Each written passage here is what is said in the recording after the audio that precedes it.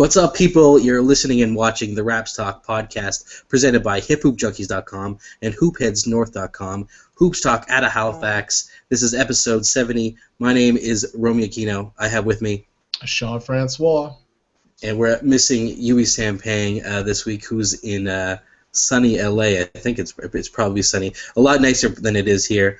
He's on vacation for 2 weeks. Hopefully he's having a good time. I know he went with our buddy G to the Lakers Golden State game. I think it was a Sunday night, and it was I didn't see the game, but I saw that at the end of the night it was a blowout by the Golden State Warriors, and those Lakers aren't looking they're not looking very good so far this year.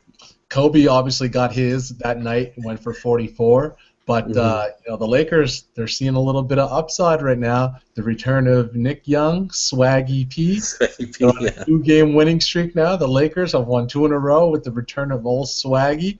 So, probably not going to see a whole lot more winning from the Lakers this season. But the fact that he came back and they won 2 in a row is pretty humorous. Yeah, that is pretty funny. It's surprising, man. These Lakers, I don't know how Kobe does it. Just knowing Kobe and how he is, you don't know if he's really enjoying playing on a team like this, especially at this stage of his career. I would say he is, and the reason why is because he's missed basketball for so long. Now, if this was Kobe and he had not suffered those injuries, I think we would be talking, about a much more surly, Kobe Bryant. But I think he's just happy to be playing basketball again, having a chance to, he reached 32,000 points. You know what I mean? So he's in that elite company now of NBA scorers, and he only has 200 and some odd points to pass Michael Jordan. I think it's 292 points exactly to pass Michael Jordan or to tie him. So he's got a lot of things that he's looking forward to, and I think that probably has changed his attitude a little bit anyway. Yeah, exactly. He's chasing MJ. I mean, if that's one thing he wants to accomplish before he retires, that'd be one thing to pass him. But let's move on from talking Lakers. Let's talk about the Raptors. Yes. They are, just to recap, they're first in the East right now with a 9-2 record, just ahead of the Chicago Bulls, who are 8-3, and then they're actually second overall when I was looking at the overall standings, behind the Memphis Grizzlies, who they just beat last night.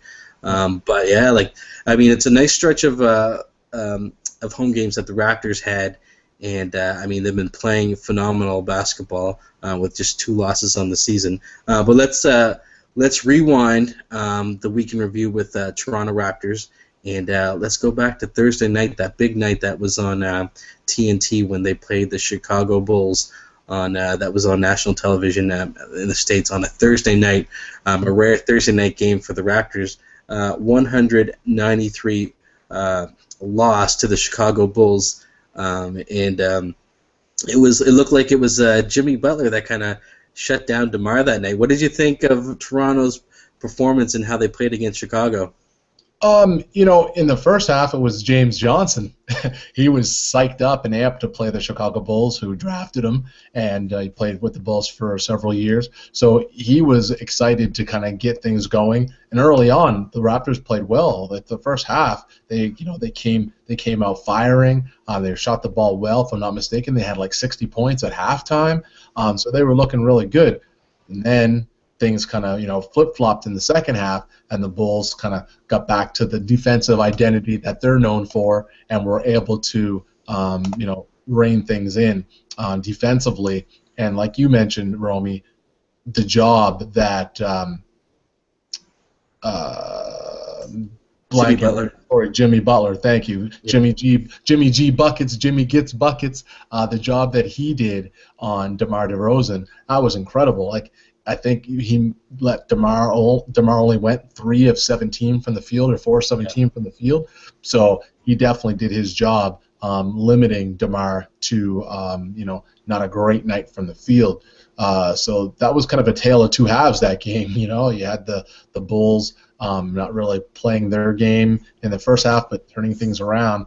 And that said, the Raptors still outscored the Bulls in the fourth quarter, but came up a little bit short. weren't able to overcome, the huge third quarter by the Bulls, who I believe had put up 35 points in the third quarter of that game. So, Yeah. that's a tough hill to climb.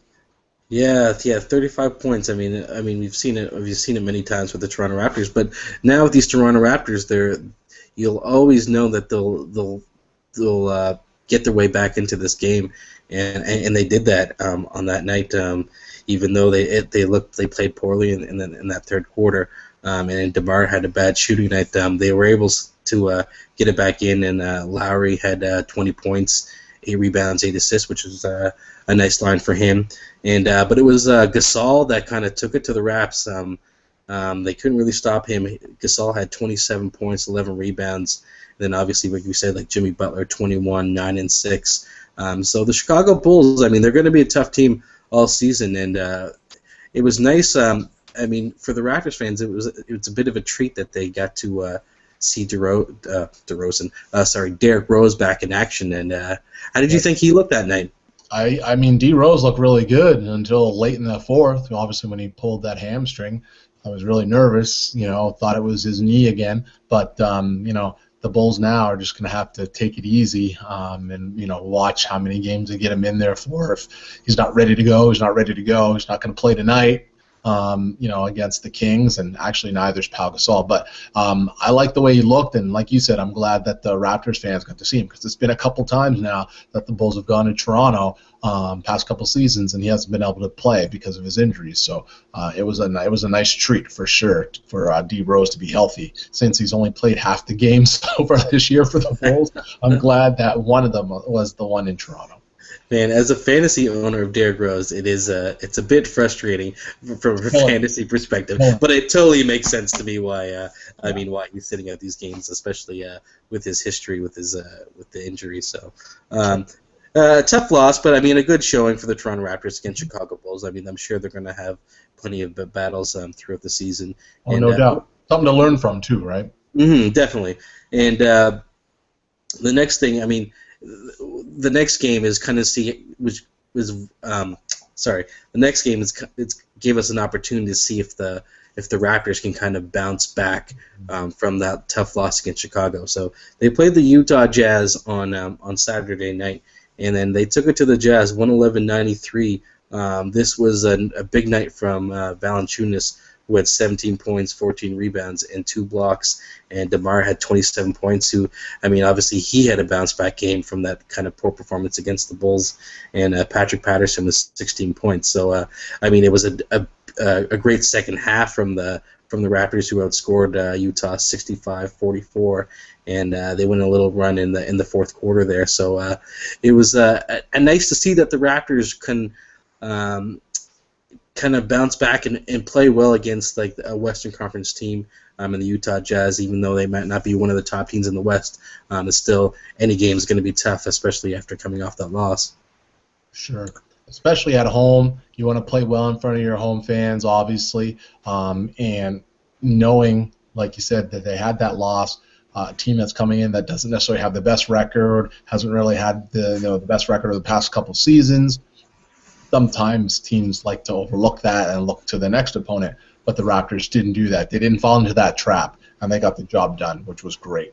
Early on, though, Utah was giving the Raptors everything they could handle, and the Raptors later in the game started to pull away. Our good friend Dwayne Watson in the TSN 1050 pregame show with Jim Toddy, he said that he expected the Raptors to win by double digits, and early on I was like, oh man, I don't know. It's not looking that great. They definitely got the job done when it counted and came away with a convincing win, which was nice. Yeah, that was definitely a good win. And then let's talk about last night's game where they played against the Memphis Grizzlies.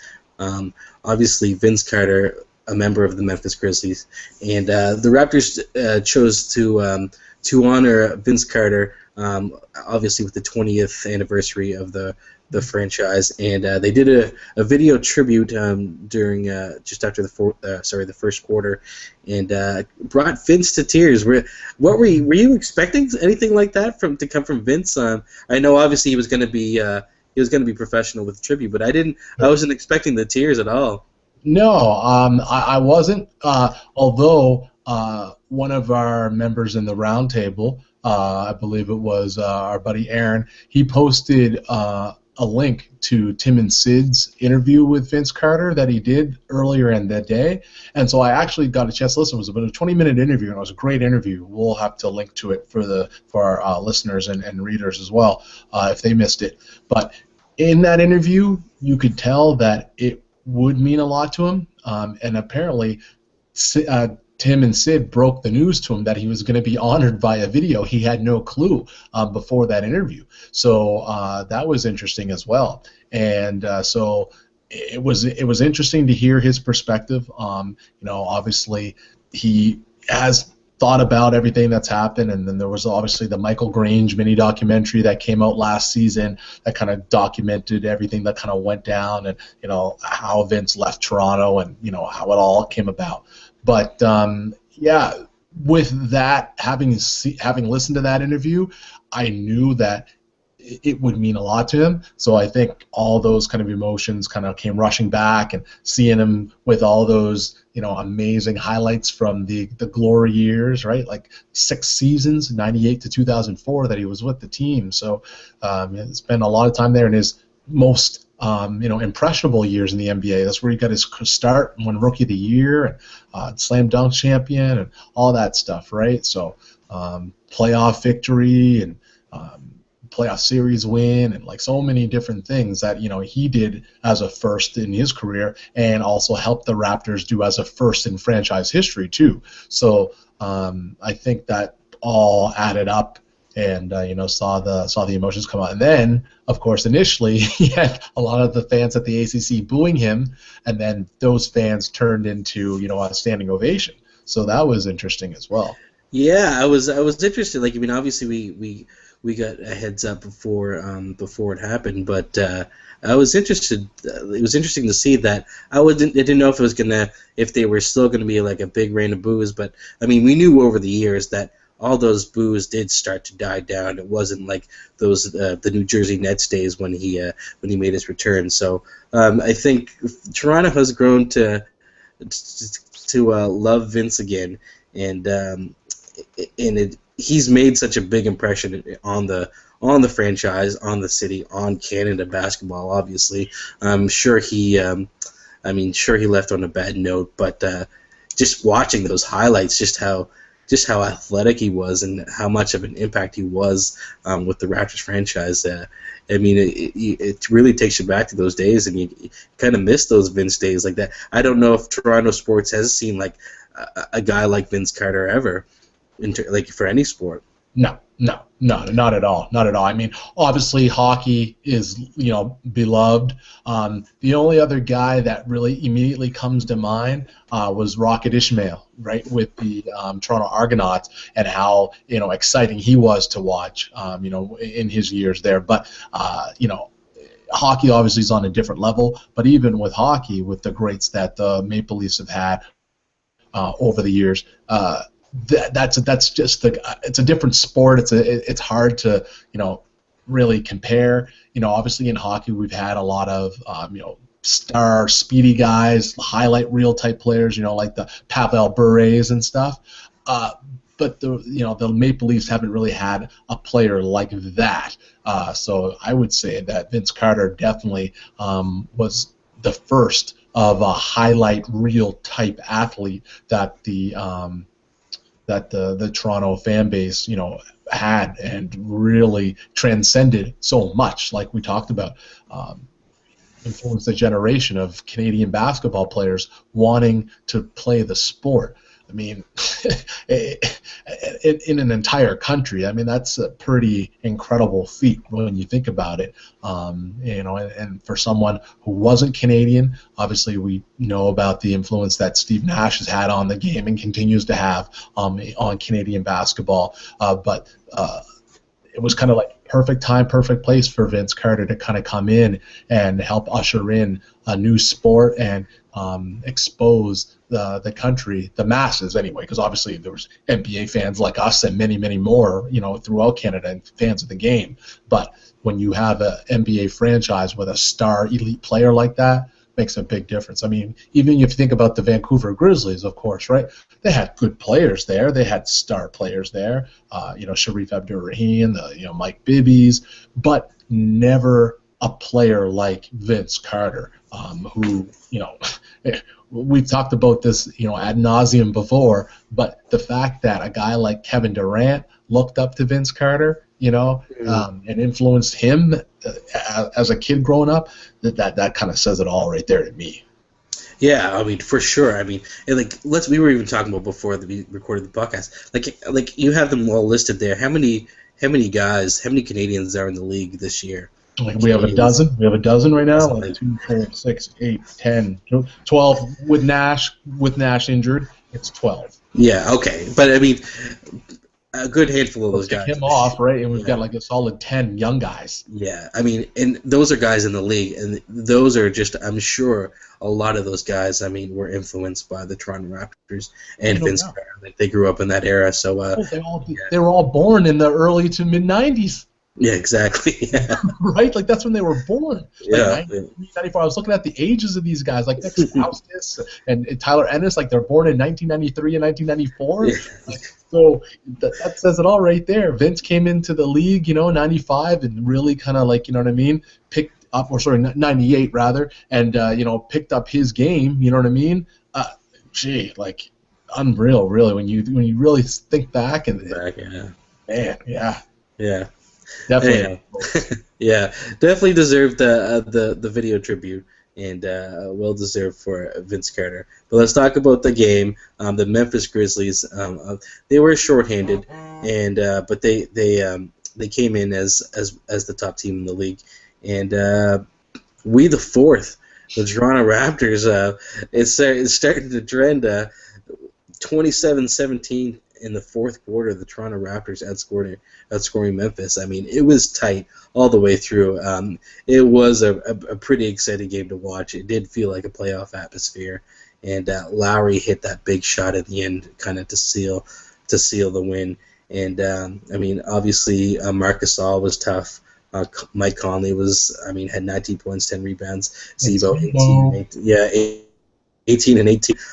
So I mean, that's not an easy matchup for the Toronto Raptors, especially for the big guys like JV and Amir. I mean, had a tough time with those guys, but they came up big in the fourth quarter, and Terrence Ross just went off, scoring 14 points of the 16 in that quarter. So I mean, impressive win.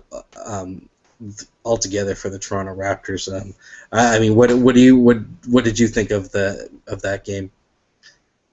Exciting, like you mentioned, but the fact that they were able to stick in there in the fourth quarter, down 6 points going into the fourth quarter against the NBA's best team record-wise to this point in the season, and coming up with a huge fourth quarter outscoring the Grizzlies by 10 points, as you pointed out, that's big time. That's the kind of performance and effort that the Raptors need to put forth consistently, not only to win games and to beat the elite teams, but to put the league on notice. Like, yes, the league knows that the Raptors are kind of on the rise. They had a solid season last year, and they're off to a hot start right now, but the majority of their games have been at home to this point. They're 8-1 at home. So to the 11 games, 9 have been at home, or 8 have been at home. So it's like, 7-1 at home, I guess.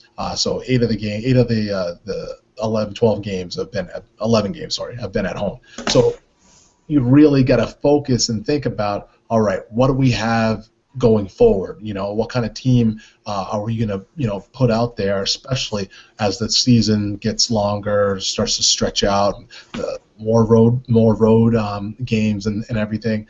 I think this was a good first step to kind of solidifying what they have and what they want to do going forward. Yeah, I mean, the roster itself has been impressive. And I mean, having guys like, we were talking about James Johnson, who was out with the injury last night with the ankle. But I mean, even more impressive, right? That they got the win without a solid contributor like him to this point. That was impressive. And I mean, that's the thing with Terrence Ross. I mean, he's streaky and he's hot and cold, and he's kind of like DeMar was like when he was early in his career. Like he would have a big game and then disappear. Terrence Ross kind of has that kind of similar similar issue right now. Yeah. Yeah, and then and then that's the thing is like Terrence Ross can drive to the basket, and it's just a matter of if he likes to shoot the three and he can hit the three, but then sometimes he's got to attack the rim, and that was the kind of like DeMar's thing where he was just taking the jumpers. But I mean, having a guy like Terrence Ross to go off for 16, and then Lou Williams to step in for the second unit and score like 13 points and bring he's so clutch. I mean, I wasn't sure about the Lou Williams addition to the roster, but then now that I've watched him play, I mean, throughout these like first 11 games, and I was like, okay, I mean, Masai knows what he's doing, and he got the kind of the right guy for the bench there. I like this team. I'm like you. I was when that happened in the off season, I wasn't sure how it was going to work. Like, you think about the second unit and how the second unit operated last year, and it was like, okay, these are the different players that we have on the team right now. These are the guys who kind of fulfill certain roles. But clearly, bringing Lou Williams in gave you another bona fide scorer that you can bring in when you have to take, Kyle out, or you have to take DeMar out, whether it's just for rest or whether it's due to foul trouble. You have a go-to player that you can bring in, and the fact that Lou himself had been injured and wanted to kind of prove himself, it was kind of like, once again, everything was lining up, just perfectly for the Raptors and for Lou Williams to show what he's all about. And it was great, a great pickup, like you said, Masai showing that he knows what he's doing, and these moves and the chemistry so far has been really, really impressive. Right, yeah, definitely impressive start to the season for the Raptors. I mean, we've seen them start the season well, and we've seen them start off kind of with a bad start. But I mean, the favorable schedule. I mean, a good start to the record. I mean, they definitely got the confidence. I mean, now we're hearing like Bill Simmons and Jalen Rose and those guys bringing up the topic. Are the Raptors going to be in the finals this year? And I mean. For us, it's just like, I mean, they got to get past the first round series before you even talk about being in the finals. But then, exactly. But how they explain the East, like in terms of like, I mean, Miami's not the same. Cleveland, I mean, right now you never know how they're going to play this year. That's right. Indiana's not going to be not going to be where they were last year. So I mean, it's kind of wide open. So like. I mean, it's not out of the realm to think the Raptors could be in the finals, but no, sure, it's plausible for sure, absolutely. But I think, people are looking at that early record, and everybody's talking about the Raptors though, which is good. I mean, the fact that those guys are talking about them is definitely something that we haven't seen for like the past 4 or 5 years. Exactly, and you know what I like is that they're relatively speaking, they're working hard on the defensive end. They're averaging like 105 points per game scoring, and they're only giving up like 96 points per game. So that's an average of like 9-point wins. That's pretty impressive. Whether you had the majority of your games at home or not, to be averaging 105 and only giving up 96, that's solid. So if they can continue to build on that, and take care of the little things. They did a really good job in the game against Memphis last night. Only 8 turnovers. I mean, that's awesome too. So focusing on the little things will give you a chance. So if it turns into the whole we the fourth, and the fourth quarter is kind of when they have to gut it out, so be it. The one thing I want to mention though about the whole like coming back in the fourth quarter is that a lot of games, like there's been, I wrote it down here. There's been 9 of the 11 games that they've played so far, they've outscored their opponent in the fourth quarter. But the thing is, a lot of the teams they've played, Orlando twice, the Celtics, not necessarily like the toughest competition, and they've had to come back in the fourth quarter against those teams. That's not really a precedent you want to set, and the habit you want to get into. I mean, it's great that they've been able to do it, but in the 2 losses to the Bulls and to the Heat, they outscored both the Bulls and the Heat in the fourth quarter, but they did lose. So it goes to show that you can mount those fourth quarter comebacks, but they're not always going to result in wins for you. Yeah, no, I mean, definitely not. I mean, you never want to be kind of like working, like playing from behind. You kind of want to be in control. And I mean, but I mean, just the improvements that we've seen so far, just like for the past couple of years, especially, I mean, with guys like Lowry, like having a guy like Kyle Lowry, especially like to close it out in the fourth quarter. I mean, he's definitely shown maturity as a player, and he's just, I mean, he's like one of the, I mean, you got to say like one of the top point guards in the league at this time, and I mean him and DeMar, I mean, have been just ridiculous. And speaking of DeMar, going back to the Chicago Bulls game, I got to bring this up. DeMar moved third in the all-time scoring for the Toronto Raptors.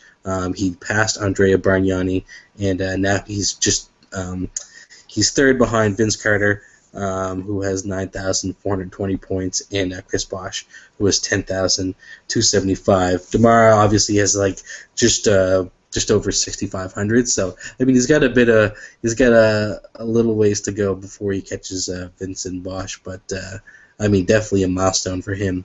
Oh, for sure. And if he plays another, 4 or 5 years, right?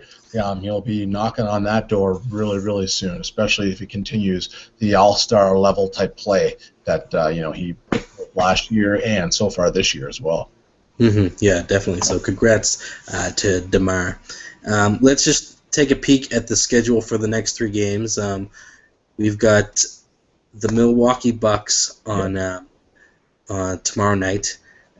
In Toronto, so that's the last game of that 7-game homestand that they had, and then on Saturday night they play against the Cleveland Cavaliers in Cleveland, and then on the 24th they play the Phoenix Suns back at home.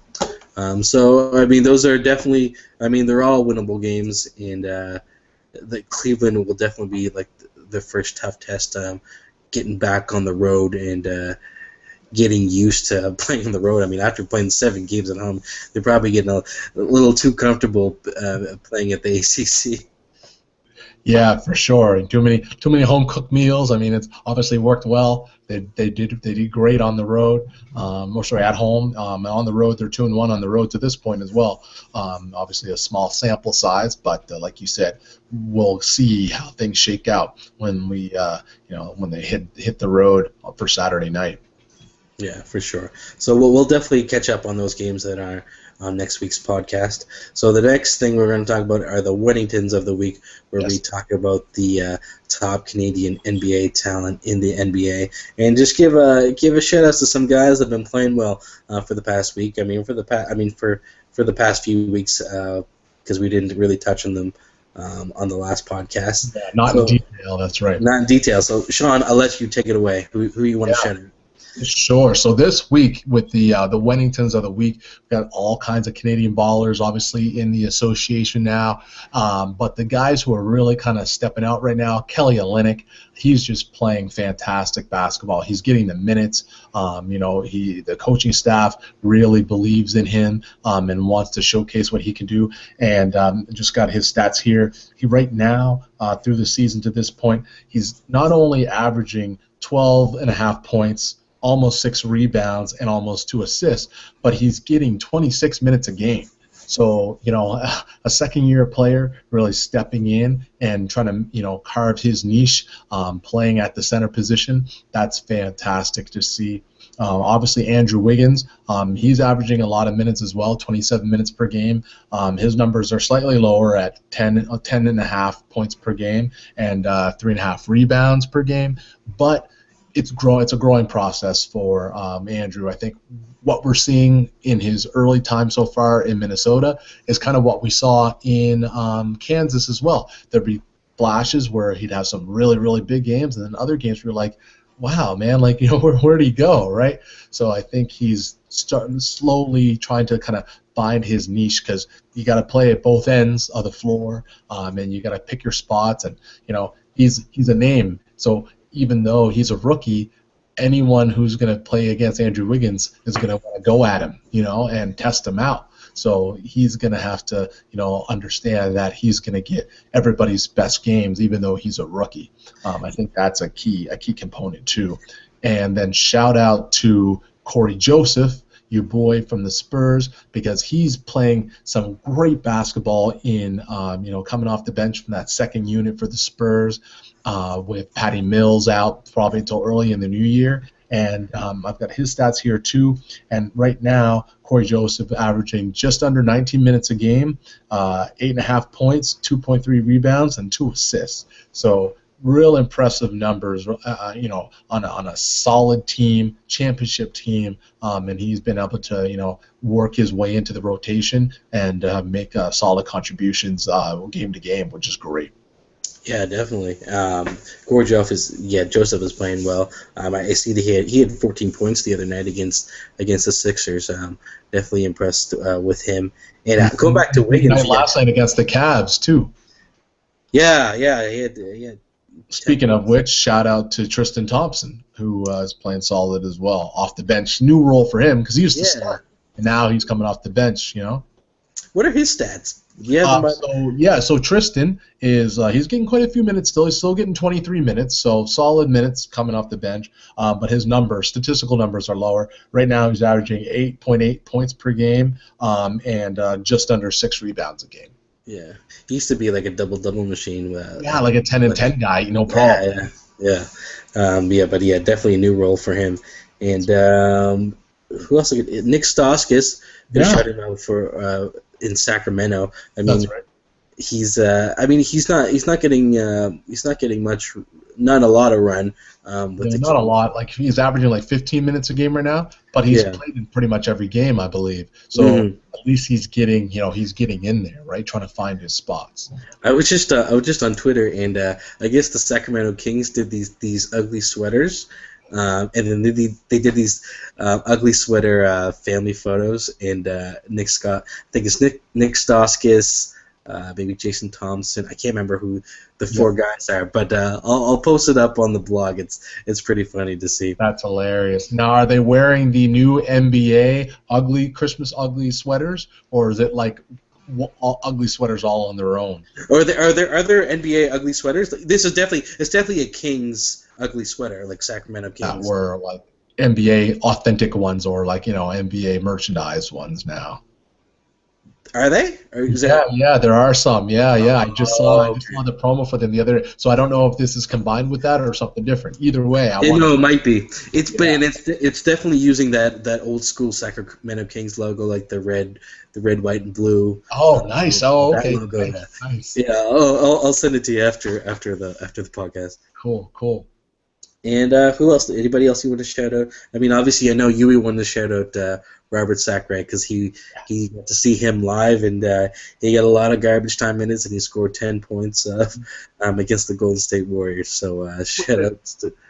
That's right. Shout out to Robert Sacre. And the thing is, with the Lakers so banged up and really, having a tough time winning games, Sacre is seeing more minutes than he had been last year. He's averaging just under 10 minutes. It's literally right on the cusp of 10 minutes.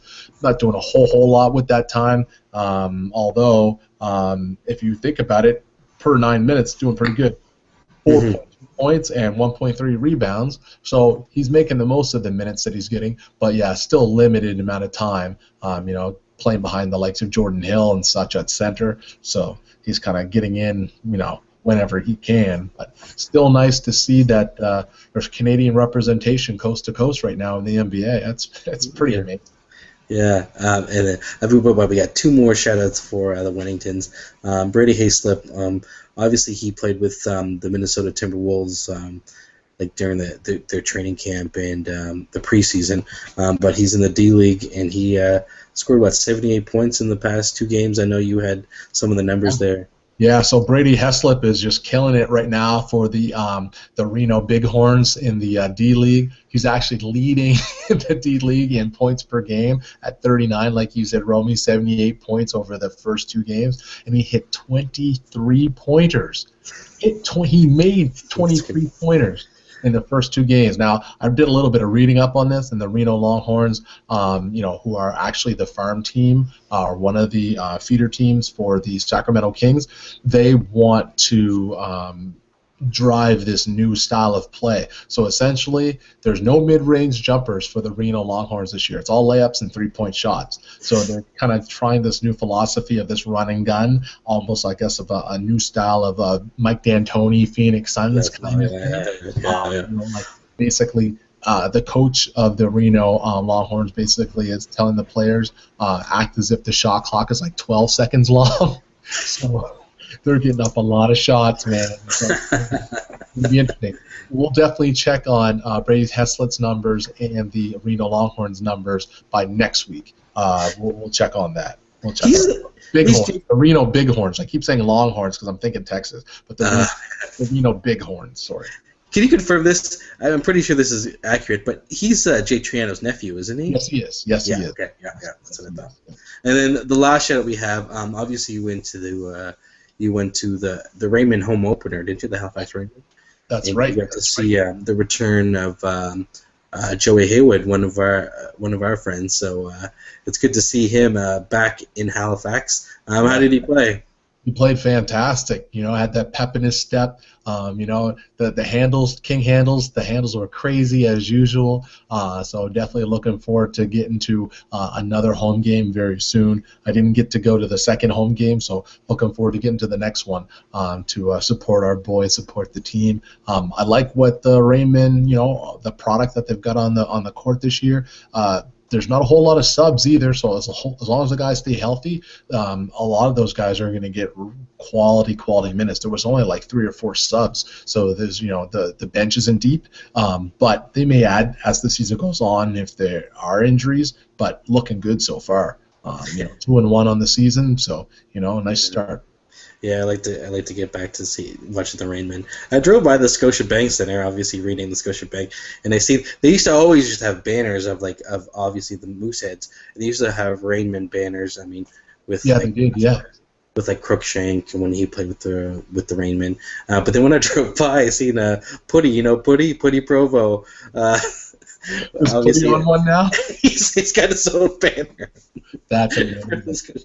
That's amazing. I did see Putty at the game sitting courtside. I was sitting in the lower bowl, but he was sitting across from me on the floor on the court. So I didn't see him do his infamous dancing though. Oh no. Yeah, not at all. It was different halftime entertainment, which was great entertainment. But yeah, no, I didn't see him break out any dance moves at all throughout the game. So, and I was in my seat the whole time, so I don't think I missed it. Oh, okay, yeah. So maybe he's injured, man. Maybe he's got an ankle injury or something. Or groin, yeah. Definitely groin. Maybe a groin. Can't do the splits and we got the groin, right? Exactly. So that's it for the podcast. I mean, tune in next week. We'll have another podcast ready for you. Be sure to visit the blogs hiphoopjunkies.com and hoopheadsnorth.com. Follow us on Twitter. My name it's at Romiakino and at Sean Francois and at Yui the Jock. I think is his Twitter handle. I know he's got a couple Twitter handles on the go. But I think it's Yui the Jock is for all your hoops Twitter from Yui. So that's it for the podcast, episode 70. We out.